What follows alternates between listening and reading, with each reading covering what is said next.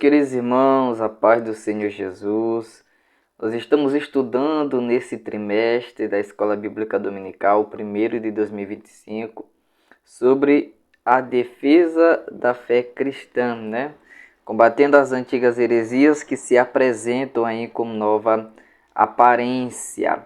Seja muito bem-vindo, este aqui é o canal Pitá de Teologia. Aqui você tem conteúdo edificante para a sua vida espiritual toda semana. Você que ainda não me conhece, eu me chamo Adriano Almeida e aqui nós estamos na sala da nossa Escola Bíblica Dominical, aqui no canal Pitá de Teologia. Como você pode ver aí, hoje nós iremos estudar a lição de número 5, que tem por título Jesus é Deus. Ou seja, nós iremos estudar a divindade do Senhor Jesus Cristo. Na lição passada nós estudamos sobre a Trindade, a pré-aula está aqui no canal Pitá de Teologia. E na lição de hoje nós iremos estudar sobre a divindade do Senhor Jesus, mostrando assim que o Senhor Jesus, ele é Deus, ok? Essa lição ela será ministrada no dia 2 de fevereiro de 2025 nas congregações. E o texto áureo é João, capítulo 1, versículo de número 1, que nós iremos estar discutindo bastante aqui durante essa aula. No princípio era o Verbo, e o Verbo estava com Deus, e o Verbo era Deus. A verdade prática nos diz o seguinte: a divindade de Jesus está muito clara e direta na Bíblia, além de ser revelada no seu ministério terreno, na manifestação dos seus atributos e obras divinas. Então, já na verdade prática, nós temos a informação que a divindade do Senhor Jesus ela é revelada de maneira clara e direta em toda a Escritura Sagrada, e especialmente, revelar no seu ministério terreno, através das manifestações dos seus atributos divinos, que nós iremos ver aqui alguns, das suas obras divinas, que nós também iremos ver aqui algumas, e no todo o seu ministério, ali o Senhor Jesus, ele mostra que ele verdadeiramente é um ser divino, que ele é Deus. A nossa leitura bíblica em classe está no Evangelho de Jesus, segundo escreveu João, capítulo 1, versículo 1 até o versículo de número 4 e o versículo 9 até o versículo de número 14. Leiamos, portanto, a palavra de Deus. No princípio era o Verbo, e o Verbo estava com Deus, e o Verbo era Deus. Se você já percebeu, toda a nossa leitura bíblica em classe ela é lida na Almeida Revista e Corrigida. Versículo 2. Ele estava no princípio com Deus. Versículo 3. Todas as coisas foram feitas por ele, e sem ele nada do que foi feito se fez. Nele estava a vida, e a vida era a luz dos homens. Ali estava a luz verdadeira, que alumia todo homem que vem ao mundo. Versículo 10. Estava no mundo, e o mundo foi feito por ele, e o mundo não o conheceu. Veio para o que era seu, e os seus não o receberam. Mas a todos quantos o receberam, deu-lhes o poder de serem feitos filhos de Deus, aos que creem no seu nome, os quais não nasceram do sangue, nem da vontade da carne, nem da vontade do varão, mas de Deus. E o Verbo se fez carne e habitou entre nós, e vimos a sua glória, como a glória do unigênito do Pai, cheio de graça e de verdade. Então, nós podemos já observar aqui na nossa leitura bíblica em classe a ênfase do apóstolo João na divindade do Senhor Jesus. No versículo 1, ele já diz que no princípio ele era Deus. Já no versículo 2, ele diz que no princípio ele estava com Deus. No versículo 3, ele diz que ele é Criador, que por ele todas as coisas foram feitas e sem ele nada do que foi feito se fez. No versículo 4, diz que ele é a vida e a luz dos homens. Já no versículo 9, diz que ele é a luz verdadeira que alumia todo homem. No versículo de número 10, diz que ele estava no mundo, mas o mundo que ele criou não o conheceu. No versículo de número 11, diz que os seus não o receberam, que ele veio para os seus, para os judeus, e os judeus não o receberam. No versículo 12 diz que todos aqueles que receberem a ele Ele deu-lhes o poder de serem feitos filhos de Deus. No versículo 13 diz que esses filhos de Deus não são os que nascem da carne e do sangue, mas ou da vontade do varão, né? Eles nascem diretamente de Deus, ou seja, um novo nascimento que o Senhor Jesus também vai explicar no Evangelho segundo João, no capítulo de número 3. E no versículo de número 14, João diz que o Verbo ele se fez carne e habitou entre nós, e ele pôde ser visto, a glória dele pôde ser vista como a glória do unigênito do Pai. Ele é todo cheio de graça e de verdade. Então está aí a nossa leitura bíblica em classe. Agora nós iremos para a introdução da nossa lição. O apóstolo João, no texto que nós lemos, né, como judeu monoteísta é como nós chamamos, é como se chama a pessoa que crê em um único Deus. A pessoa que crê em vários deuses, ela é chamada de politeísta. Já o que crê em apenas um Deus, uma divindade, é chamado de monoteísta. E o apóstolo João, ele era judeu, e como judeu, os judeus são monoteístas. Então ele, como judeu monoteísta, instruído na sinagoga, ele não está apresentando um novo Deus. Ele não pode fazer isso, porque o judeu ele não admite nenhum outro Deus a não ser o Senhor. Então o que João está fazendo não é apresentando uma nova divindade e abandonando o monoteísmo e se tornando politeísta. Não é isso que ele está fazendo. O que ele está fazendo é colocando o Verbo dentro da divindade dos seus antepassados. É isso que o apóstolo João está fazendo. Observemos que a cada fala do Senhor Jesus a respeito da sua divindade, de sua igualdade com o Pai, o próprio apóstolo João registra a reação dos judeus como protesto. Deixa eu ler aqui para você algum desses textos bíblicos. Deixa eu pegar aqui a minha Bíblia. Agora eu vou ler na Almeida Revista e Atualizada, ok? Vamos ler esse texto aí de João, capítulo 5, versículo de número 18. Então, o autor ele diz que o apóstolo João ele registra a fala do Senhor Jesus e também registra a reação de protesto dos judeus ao ouvirem as falas do Senhor Jesus. João capítulo 5, versículo de número 18, a palavra de Deus diz assim: Por isso, pois, os judeus ainda mais procuravam matá-lo, porque não somente violava o sábado, mas também dizia que Deus era o seu próprio Pai, fazendo-se igual a Deus. No capítulo 8, versículo de número 58 e o versículo de número 59, a palavra de Deus nos diz o seguinte: Respondeu-lhe Jesus: em verdade eu vos digo, antes que Abraão existisse, eu sou. Então pegaram em pedras para atirarem nele, mas Jesus se ocultou e saiu do templo. Já no capítulo 10, versículos 30 até o 33, diz assim a palavra de Deus: Eu e o Pai somos um. Novamente pegaram os judeus em pedras para lhe atirar. Disse-lhe Jesus: Tenho-vos mostrado muitas obras boas da parte do Pai. Por qual delas me apedrejais? Responderam-lhe os judeus: Não é por obra boa que te apedrejaremos, e sim por causa da blasfêmia, pois sendo tu homem te fazes Deus a ti mesmo. Então João registra a reação dos judeus às falas do Senhor Jesus, mostrando que os seus interlocutores, eles entendiam o discurso de Jesus, embora eles não aceitassem. Então eles entendiam quando Jesus falava da sua divindade, quando Jesus dizia que ele era Deus. Eles entendiam isso, mas eles não aceitavam essa verdade. Tanto é que nós vimos aqui alguns textos onde os judeus chegaram a pegar em pedra para apedrejarem o Senhor Jesus.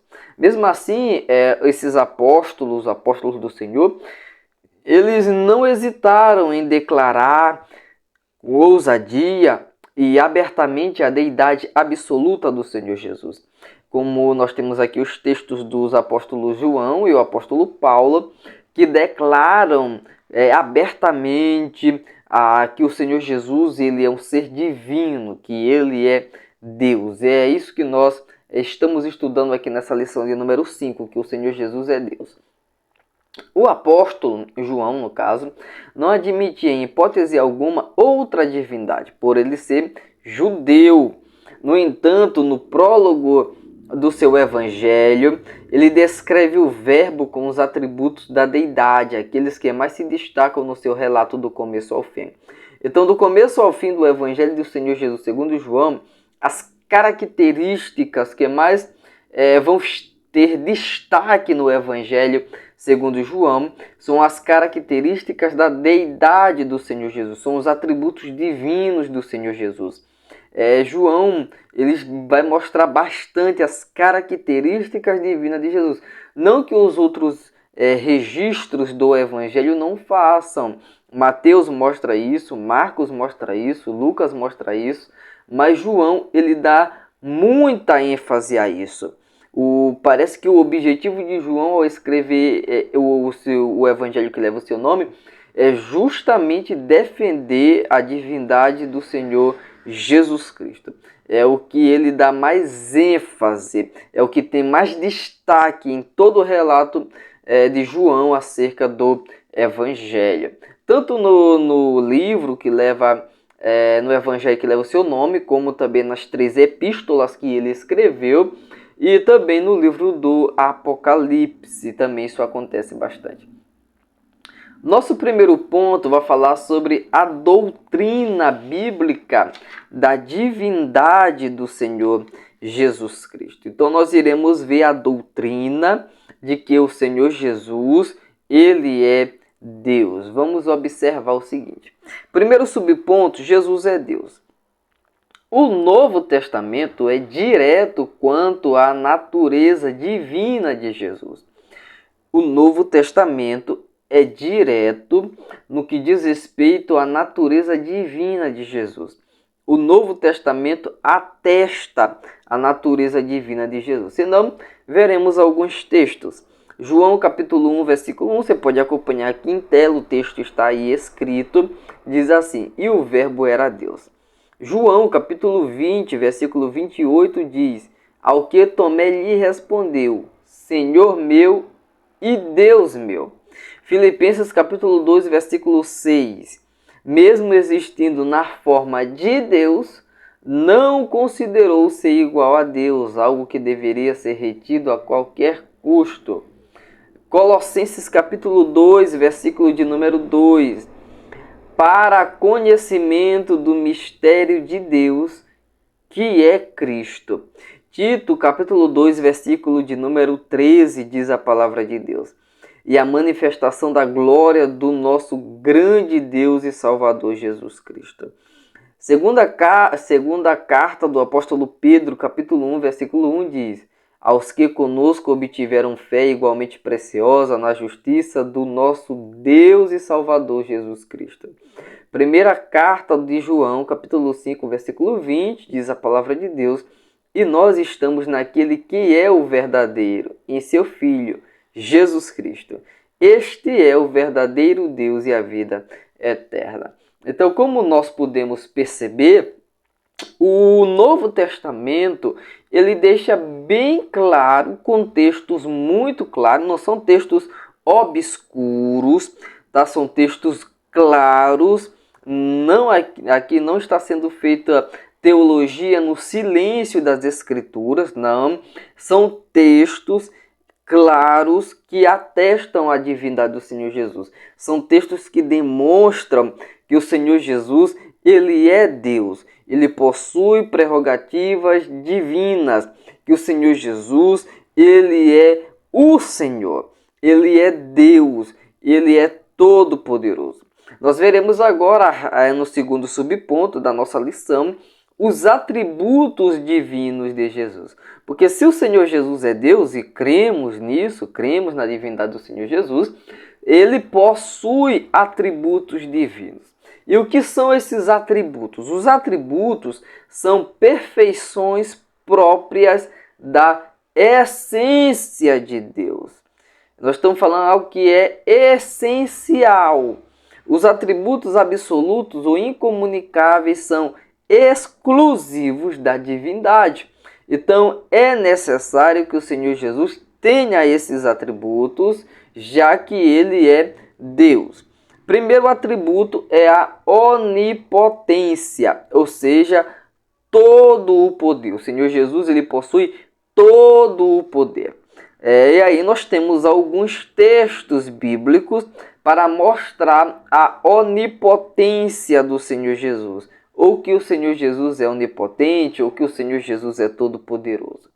Ele tem poder sobre os demônios, ele tem poder sobre as doenças, ele tem poder para guardar, enfim, ele tem poder para mudar a lei da física, ele tem poder para operar milagres, ele tem poder para perdoar pecados. Isso quem faz é somente Deus. Ele não somente tem poder, ele tem autoridade. Então a Bíblia vai mostrar a onipotência do Senhor Jesus. Além disso, como nós já lemos aqui na nossa leitura bíblica em classe, a Bíblia vai nos mostrar que o Senhor Jesus ele é criador, não é? A Bíblia vai dizer em João, capítulo de número 1, versículo de número 3, que todas as coisas foram feitas por ele e sem ele nada do que foi feito se fez. Já no versículo 10 vai dizer, estava no mundo e o mundo foi feito por ele. Então, a Bíblia então vai mostrar aí esse atributo divino do Senhor Jesus, que é a onipotência. O Senhor Jesus, ele é onisciente, ou seja, o Senhor Jesus, ele tem todo o conhecimento. Ele conhece todas as coisas. Ele já conhece o fim antes mesmo do começo. Ele é conhecedor de tudo. Ele sabe o que está no coração do homem. Ele sabe aquilo que está na mente do homem. O Senhor Jesus, ele possui todo o conhecimento. Ele é onisciente. O Senhor Jesus, ele também é onipresente. Ele tem a capacidade de estar em todos os lugares ao mesmo tempo.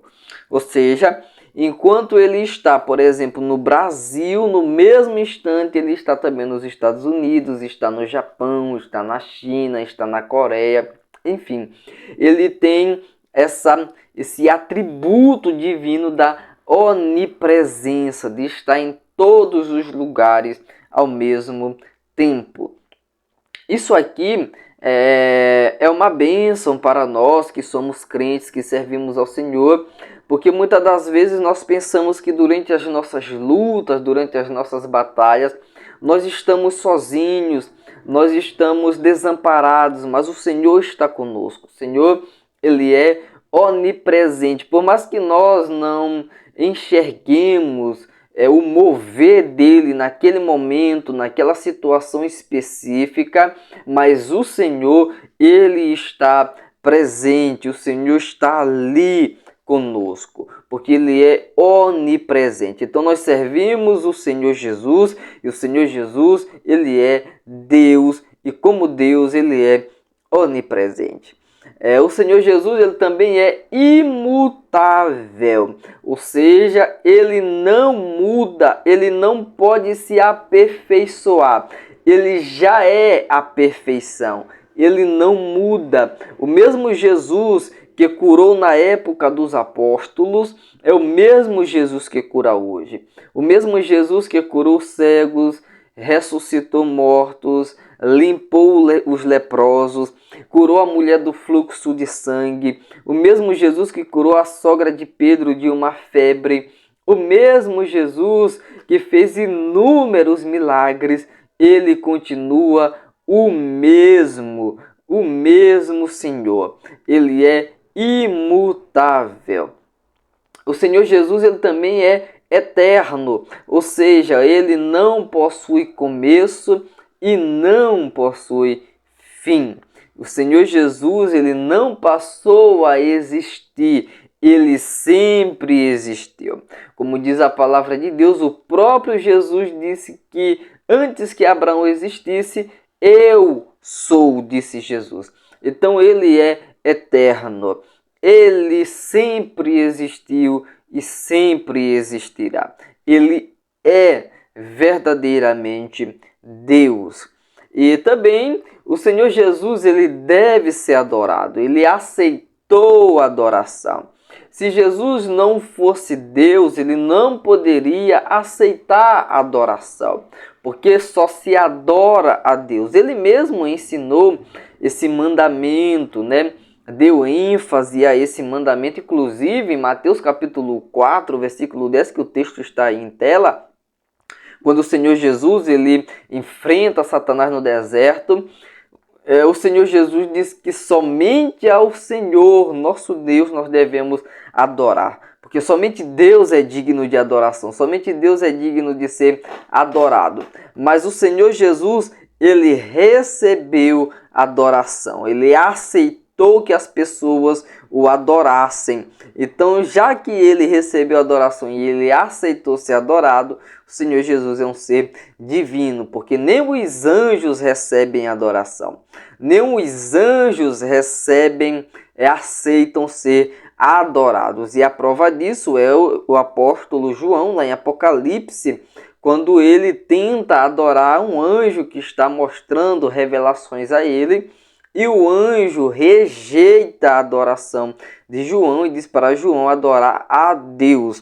Então somente Deus é digno de ser adorado, somente Deus é digno que nós nos prostremos diante dele e o adoremos verdadeiramente. O Senhor Jesus, ele aceitou essa adoração porque ele é verdadeiramente Deus.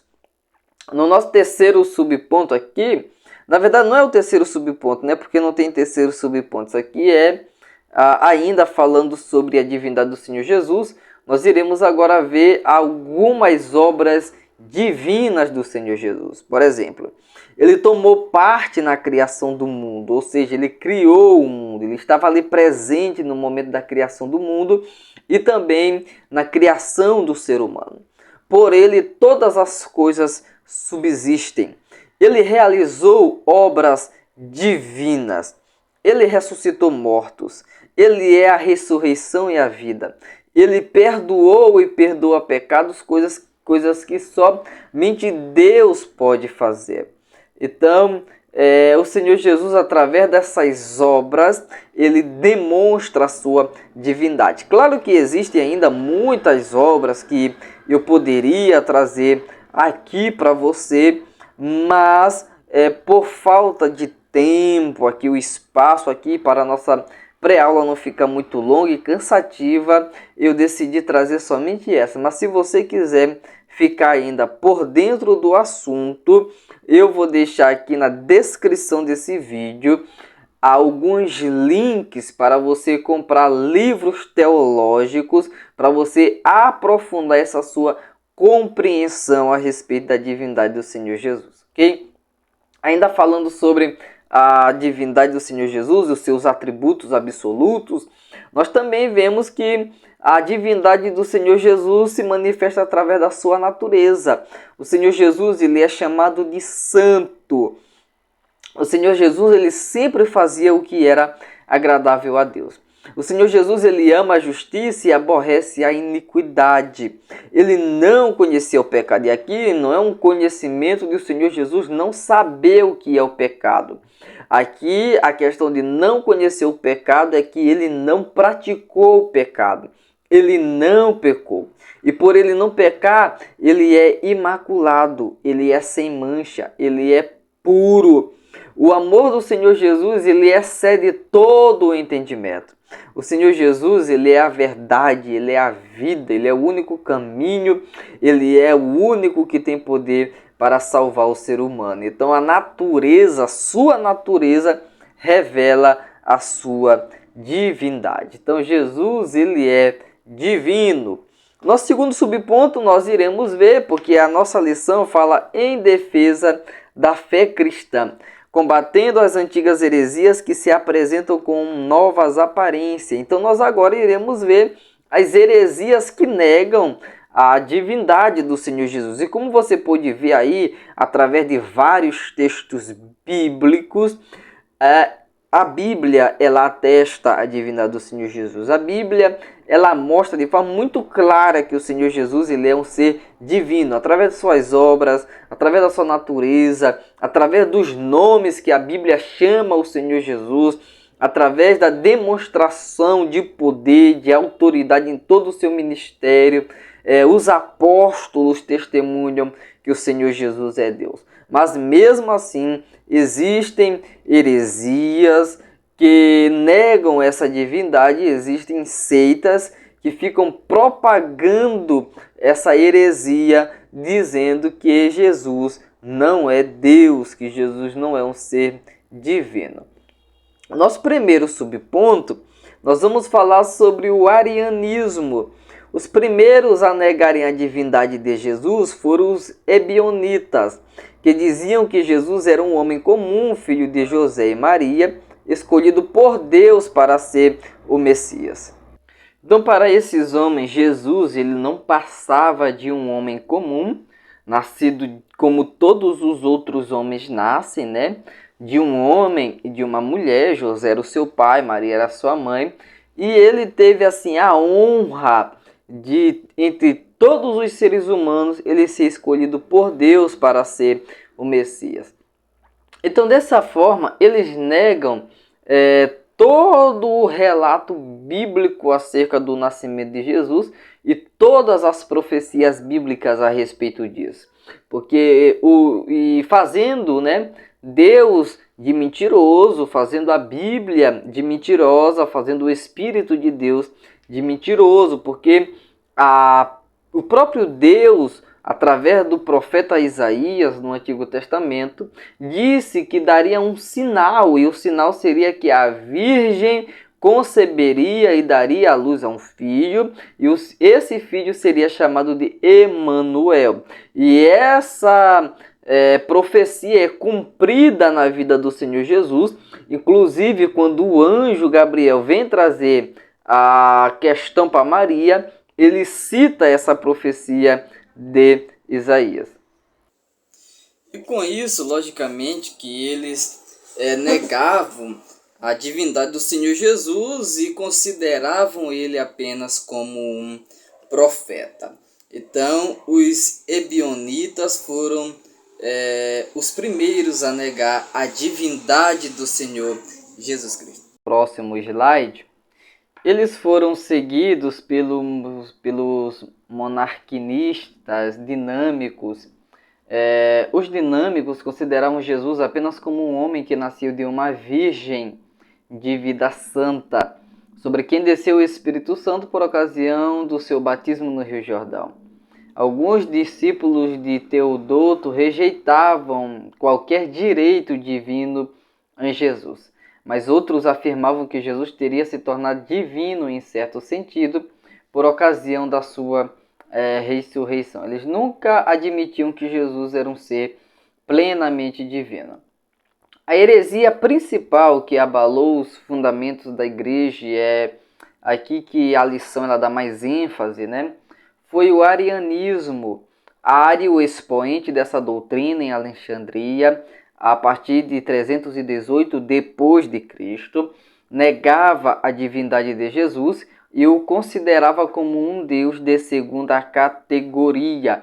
Então é isso, nós somos monoteístas, mas a partir do momento em que se tem um Deus todo-poderoso e se tem um Deus de categoria inferior, isso não é mais monoteísmo, isso já é politeísmo, claramente contrário a toda a doutrina das Escrituras. Então, esse pensamento aqui, por si só, já deve ser rejeitado, porque contraria toda a Escritura Sagrada. É aquilo, quando nós não vamos pelo caminho correto da interpretação bíblica no que diz respeito à cristologia, há sempre o equívoco, o erro doutrinário, a heresia de nós considerarmos Jesus simplesmente como um humano sobre quem vem o Espírito Santo, foi escolhido por Deus para ser o Messias, morreu e mais um homem comum,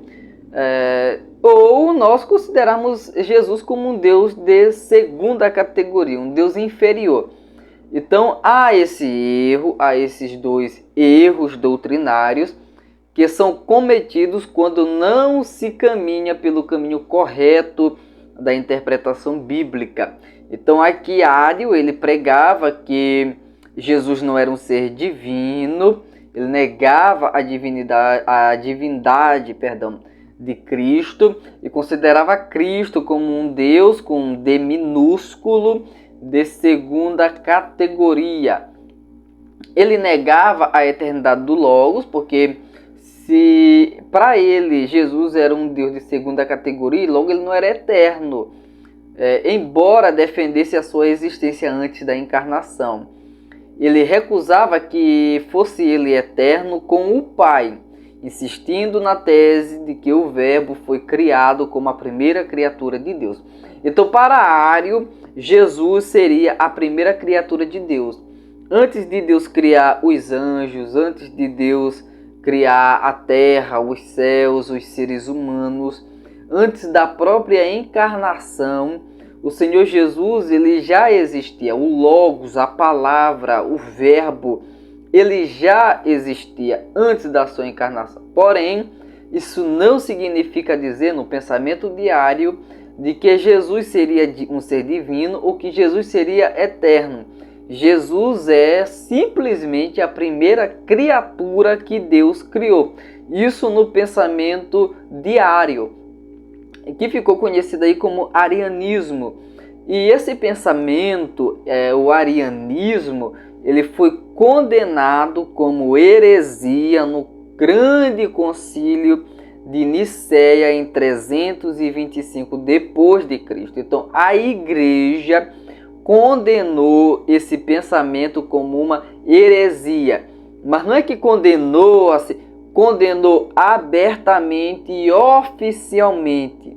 O arianismo oficialmente foi declarado como heresia em 325 no Concílio de Nicéia. Então esse pensamento de que Jesus não é Deus, ou que Jesus é um Deus menor do que o Pai, inferior ao Pai, que Jesus foi criado, que Jesus não é eterno, é uma heresia condenada pela igreja desde os seus primórdios. Para que no nosso segundo subponto, as suas explicações, no caso de Ário, né? Ário e seus seguidores pensavam as escrituras aqui e acolá em busca de alguma passagem bíblica para dar sustentação às suas crenças. Então nós iremos ver algumas passagens bíblicas que Ário e os arianistas pensavam, escolhiam, logicamente que sem contexto, isoladas, para tentar dar embasamento, para tentar mostrar que aquilo que eles estavam ensinando era algo contido nas escrituras, quando nós estamos vendo aqui que não era bem assim. Provérbios capítulo 8, ou Provérbios 8, verso 22. Aqui esse LXX é a Septuaginta, ok? Que é o Antigo Testamento grego. O Senhor me criou no princípio dos seus caminhos. Colossenses capítulo 1, versículo 15. O qual é imagem do Deus invisível, o primogênito de toda a criação. Então, Ário dizia que aqui primogênito significa que ele tinha sido o primeiro a ser criado. Por isso ele é o primogênito de toda a criação. João capítulo 17, versículo 3 diz: E a vida eterna é esta, que conheçam a ti só por único Deus verdadeiro e a Jesus Cristo a quem enviaste. Com isso, eles ignoravam todo o pensamento bíblico que defende a eternidade e a deidade do Senhor Jesus Cristo. Passando aqui para o nosso terceiro subponto, nós vamos ver como resolver essa controvérsia desses textos, né, que você viu aqui, Provérbios, Colossenses e João, para nós vermos que o Senhor Jesus ele é Deus. Provérbios 8, 22. A tradução criou da Septuaginta é opcional. Por quê? O Antigo Testamento ele não foi escrito em grego. O Antigo Testamento ele foi escrito em hebraico e algumas partes ali em aramaico. o que foi escrito em grego foi o Novo Testamento. O Antigo Testamento foi traduzido do hebraico para o grego, e essa tradução é chamada de Septuaginta. Essa tradução criou, em Provérbios 8:22, a palavra criou, ela é opcional, pois o verbo hebraico, que é o original, né, nessa passagem é Canã, e significa obter, ou o que pode ser? Olha só, obter. Aqui, ó, o Senhor me... Aqui, em vez de ser criou, poderia ser obter, adquirir e criar. Esse sentido, o sentido da palavra criar, para trazer à existência do nada algo, como está escrito lá em Gênesis capítulo 1, versículo de número 1, no princípio criou Deus. Essa palavra criou, o verbo para essa palavra é barar. Por isso que Gênesis 1:1 é Bereshit bara Elohim. No princípio criou Deus. Porque esse criou é trazer à existência algo que não existe. É trazer à existência algo do nada. Então Deus criou, no princípio criou Deus, os céus e a terra. Não existia matéria-prima para nada. Deus trouxe eles à existência. Se Jesus fosse uma criatura de Deus, como defende o arianismo, em vez de, na passagem de Provérbios 8:22, está o verbo hebraico Canã, deveria estar barar, mas não é isso que diz lá. Então, o original ajuda a resolver essa controvérsia. Colossenses 1:15. O grego protótokos, o primeiro em nascer, o primogênito, primeiro e chefe, é o significado dessa palavra que aparece lá em Colossenses 1:15, que diz que ele é o primogênito de toda a criação. Então, primogênito ali, o termo grego usado ali é protótokos. E esse termo significa que ele é o primeiro em nascer, o primogênito, que foi a palavra que nós lemos, primeiro e chefe. Os escritores sagrados usaram essas palavras com o sentido de importância, prioridade, posição, primazia e preeminência. Assim, quando aplicada a Cristo, em nada desabona a sua eternidade, por duas razões principais. A primeira razão, a Bíblia mostra a eternidade do Filho. E em segundo lugar, esses vocábulos nem sempre significam o filho mais velho, mas sim o que tem a primazia e preeminência. Efraim, por exemplo, era o filho mais novo de José. Entretanto, ele é chamado de primogênito. Por quê? Porque nem sempre isso significa filho mais velho, mas sim uma questão de primazia, de preeminência. O mesmo acontece com Davi e com os cristãos. Uma análise à luz do próprio texto mostra que em nada tal passagem confirma a crença desses arianistas, pois o versículo 16 apresenta Jesus como o Criador e o versículo 17 afirma de maneira categórica como um ser que transcende a criação. O Senhor Jesus Cristo não faz parte da criação, ele é um ser à parte dela, ou seja, ele não é um ser criado, ele criou todas as coisas, ele é antes de todas as coisas. Nele tudo subsiste. E conclui o apóstolo afirmando o Filho como preeminente. Ele é a cabeça do corpo que é a igreja. Ele é o princípio, o primogênito dentre os mortos, para ter a primazia em todas as coisas.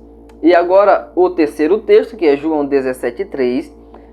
Todas as testemunhas de Jeová conhecem esse versículo e têm um apreço especial por ele, pois acreditam que ele favorece a sua doutrina arianista. Seus líderes ensinam que Jesus é distinto do Pai. Logo, ele não pode ser Deus. O fato de o Pai e o Filho serem pessoas distintas em nada invalida a Trindade, que nós já estudamos na aula passada. Como nós vimos, é uma questão de distinção de pessoas.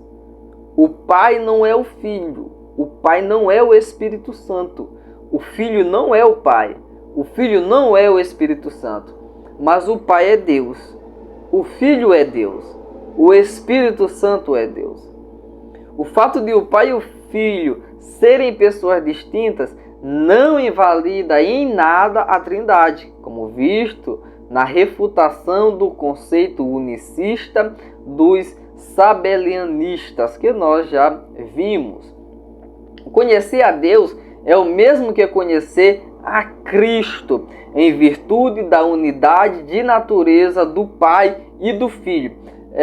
Jesus disse, olha o que Jesus disse: ninguém conhece o Filho a não ser o Pai, e ninguém conhece o Pai a não ser o Filho e aquele a quem o Filho o quiser revelar. O Pai não é o Filho e o Filho não é o Pai, mas o Pai é Deus, o Filho é Deus, o Espírito Santo é Deus, ok? Há realmente uma distinção de pessoas, mas isso em nada interfere na questão de dizer que o Senhor Jesus não é Deus, ou que o Espírito Santo não é uma pessoa ou não é Deus. Passando aqui para o nosso próximo slide, a salvação é pela graça mediante a fé em Jesus. Foi o que disseram Paulo e Silas ao carcereiro em Filipos.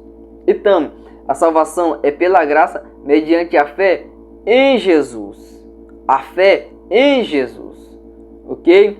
Então, nesse caso, se Jesus é uma criatura, para nós sermos salvos, nós temos que crer em uma criatura para nós sermos salvos. Mas Jesus não é uma criatura, Jesus é Deus. É nesse sentido, esse o sentido de conhecer a Deus em João 17:3. Maomé dizia que Jesus era o Cristo, mas que não deveria ser adorado. Foi o maior prejuízo do islamismo. Jesus declarou que sem fé nele está tudo perdido. Vocês creem em Deus, creiam também em mim, disse Jesus em João 14, versículo 1. Crer em Deus e negar a divindade de Jesus é uma crença falsa. Seria algo inconcebível associar a vida eterna a Deus e a uma criatura, se o Filho não fosse divino. Então a nossa salvação estaria dependendo de uma criatura. Se Jesus é uma criatura, então a nossa salvação está dependendo de uma criatura. Porque um dos requisitos para a salvação é a fé em Jesus. Nós devemos crer em Jesus. A fé em Jesus é um dos principais requisitos para a salvação. Sem fé em Jesus, não há salvação. Não existe salvação sem a fé em Jesus. E se isso é tão importante, se Jesus é uma criatura, então a nossa salvação estaria dependendo de uma criatura. Mas Jesus não é uma criatura. Jesus, como nós já vimos aqui com alguns textos, é Criador. Jesus é Deus. O terceiro e último ponto da nossa lição são as implicações do arianismo na atualidade. Nosso primeiro subponto é a tradução Novo Mundo, que é a tradução das Testemunhas de Jeová. A exemplo do arianismo, há um movimento religioso, que é as Testemunhas de Jeová, que usa a Bíblia fora do contexto por meio de uma versão exclusiva das Escrituras, denominada de tradução Novo Mundo, que tem alguns equívocos. Não vai dar tempo de nós mostrarmos todos aqui, mas nós mostraremos alguns aqui. Alguns equívocos de tradução, porque eles querem, de um jeito ou de outro, dizer que Jesus não é divino, que Jesus não é Deus. Ninguém jamais viu Deus. O Deus unigênito que está junto do Pai é quem o revelou. João, capítulo 1, versículo 18. Ou o Filho unigênito, de acordo com a Almeida Revista e Corrigida. Essa passagem bíblica foi falsificada na tradução do Novo Mundo. Veja só. Pois usa Deus com letra minúscula. Deus com letra minúscula. Usando essa verdade, mas com analogia falsa, argumenta que Deus nunca foi visto por alguém. O Filho foi, logo, ele não pode ser Deus. E é verdade, não na questão de o Filho não pode ser Deus, mas na questão que Deus nunca foi visto por ninguém. É verdade, mas quando se fala de Deus, que não foi visto por ninguém, logicamente que a Bíblia está falando do Pai, mas o Filho revelou o Pai. O Filho veio para revelar o Pai. E quando Tomé disse para o Senhor Jesus, mostra-nos o Pai, o que nos basta. Jesus disse, eu estou há tanto tempo convosco e ainda não me conheceis. O Pai não foi visto, mas o Filho revelou-se. Ok? Então, esse argumento aí, ele cai por terra. Ele cai por terra. O Filho é Deus. O Filho mesmo disse que é Deus. Ok?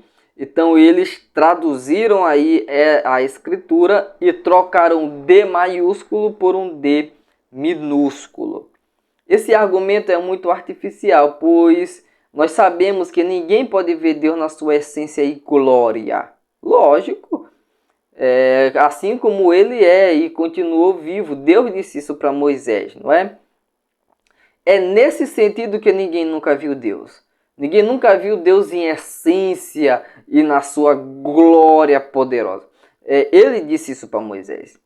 Mas, mesmo assim, ele foi visto em suas manifestações antropomórficas. Quando, por exemplo, a Bíblia diz em Êxodo, capítulo 24, versículo 10, e viram o Deus de Israel.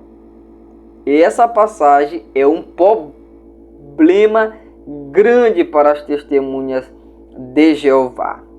Diz que Jesus não é Deus porque Deus nunca foi visto por alguém. Aí pega o texto de Êxodo 24:10 e a Bíblia está dizendo que viram o Deus de Israel. Viram o Deus de Israel. Então, das duas, uma. Ou eles estão fazendo um jogo de palavras para confundir a mente das pessoas, ou Jesus é Deus. Ou Jesus é Deus. Ok? Então, eles fazem isso. Eles mudaram a tradução da Bíblia, inserindo coisas na Bíblia que não era para ser inseridas. Eles inseriram uma tradução exclusivista, fizeram isso com a palavra de Deus, e aí eles, com essa tradução, apoiados nessa tradução que eles fizeram, eles negam a divindade do Senhor Jesus. Veja só, João 1:1 diz, e a palavra era Deus. Mas na tradução Novo Mundo diz, e a palavra era um Deus. Assim, eles são politeístas, porque eles acreditam em mais de um Deus. Ok? Do grande Deus, Tito, capítulo 2, versículo 13, diz, grande Deus e nosso Senhor Jesus Cristo. Só que eles acrescentaram algo. Na tradução deles está escrito, do grande Deus e do nosso Senhor Jesus Cristo. Ou seja, separaram as coisas, dizendo, Deus é um, Jesus é outro. Só que em Tito 2,13 diz que Jesus é o nosso grande Deus e Senhor. 2 Pedro capítulo 1, versículo 1 diz, nosso Deus e Salvador Jesus Cristo. Então Jesus Cristo é nosso Deus e Salvador. Só que na tradução Novo Mundo diz assim, do nosso Deus e do Salvador Jesus Cristo. Sempre para negar a divindade do Senhor Jesus Cristo. Esse sutil acréscimo né, que não existe no texto grego, foi adicionado para desvincular a divindade de Jesus. Portanto, essa tradução deve ser totalmente descartada por nós, cristãos, pois foram feitos acréscimos conscientes para mudar a palavra de Deus. Então não foram acréscimos que foram feitos por acidente, foram acréscimos conscientes. Os movimentos orientais, panteístas, monistas, para eles não existe trindade nem Jesus. Hare Krishna nega a divindade de Jesus e nem acredita que ele seja o Salvador, pois vê o Senhor Jesus como um mero guia espiritual em uma das inúmeras encarnações de Krishna. Nenhum deles reconhece a divindade de Jesus. Outros grupos, né? O Jesus do Alcorão é um mero mensageiro, profeta, menor do que Maomé, inclusive. Ele não é conhecido como Deus, nem como Salvador, nem morreu e nem ressuscitou dos mortos. As religiões reencarnacionistas recusam a deidade absoluta de Jesus, a sua ressurreição dentre os mortos e não reconhecem a sua singularidade. O Senhor Jesus, ele muito claramente na Bíblia desmente todos esses grupos. É por isso que a nossa única regra de fé e de prática é a Bíblia Sagrada. Nós devemos adorar o Jesus que é revelado nas Escrituras, não o Jesus que é pregado por esses grupos religiosos falsos, porque o Jesus deles não passa de um médium ou de um dos grandes mestres, de um filósofo, de um profeta. Não aqui colocando assim os profetas como se fosse algo sem importância. Não, eles são importantes, os profetas verdadeiros, os profetas de Deus. Claro que são muito importantes, mas Jesus é maior do que eles. E para esses aqui, Jesus foi mais um profeta, um mero profeta, né? Mas a Bíblia mostra que Jesus é muito, muito mais, muito maior. Jesus é o Deus em forma humana. Jesus é Deus. Então Jesus merece ser adorado. Jesus deve ser adorado. E esses grupos, essas pessoas, elas terão uma grande surpresa no dia do juízo final. Porque elas verão lá todos adorando Jesus como único Deus verdadeiro. Que Deus verdadeiro só existe um, mas como nós vemos na aula de Trindade, ele se manifesta em três pessoas: o Pai, o Filho e o Espírito Santo. Então Jesus é Deus e como Deus, ele é Deus verdadeiro. Qual é a aplicação da nossa lição? Para além do conhecimento teológico sobre a divindade de Cristo, nós devemos viver em coerência com os ensinamentos dele, seguindo os seus passos, proclamar o reino de Deus com o nosso viver diário. E a conclusão, diante do exposto, a conclusão bíblica é que somente Deus pode salvar, somente Ele é o Salvador.